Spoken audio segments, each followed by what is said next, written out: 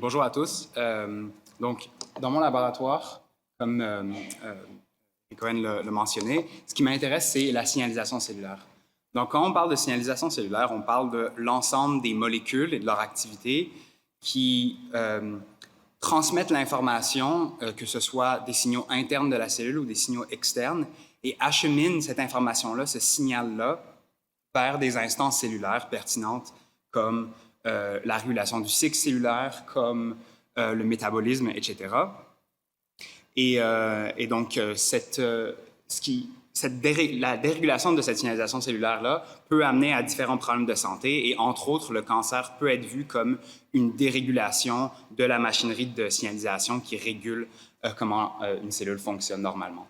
Et particulièrement, ce qui m'intéresse, c'est comment une protéine ou un ARN est capable physiquement d'encoder différents types de signaux, que ce soit en se liant à des petites molécules ou à d'autres protéines, et computer cette information-là et moduler son output, sa transmission de signal en fonction de la présence de ces signaux-là.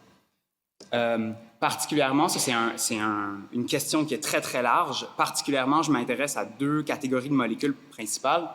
D'un côté, je m'intéresse à une catégorie de molécules qui s'appelle les petits GTPase, qui sont comme des petits interrupteurs on-off qui permettent la régulation de divers processus cellulaires. Entre autres, ça permet de réguler le cytosquelette et le trafic cellulaire, pour ce qui est des petits GTPase Rho et ARF. Et ces deux processus-là ont tendance à être dérégulés dans le cancer et dans le développement des métastases. Donc, mieux comprendre ces molécules-là, éventuellement, permettrait de mieux traiter ces maladies. Et par ailleurs, je m'intéresse à une classe de molécules dont on connaît finalement assez peu, qui s'appelle les ARN longs non codants, qui sont une classe d'ARN qui existe dans la cellule, mais dont les fonctions sont assez mal définies. Et il semblerait qu'une partie de ces ARN-là interagissent directement avec cette machinerie de signalisation-là. Donc, ce que j'essaie de comprendre, c'est comment est-ce que ces ARN sont capables d'effectuer ces fonctions à l'échelle moléculaire. Et donc, justement, la technique que j'utilise principalement pour étudier ces molécules-là, c'est la microscopie électronique. Le professeur Cohen le mentionnait. La microscopie électronique, c'est ce qui permet de visualiser des molécules à l'échelle atomique ou quasi-atomique. Et entre autres, ça permet de comprendre comment ces molécules-là fonctionnent, interagissent avec les différents interacteurs cellulaires et donc performent leurs fonctions dans la cellule.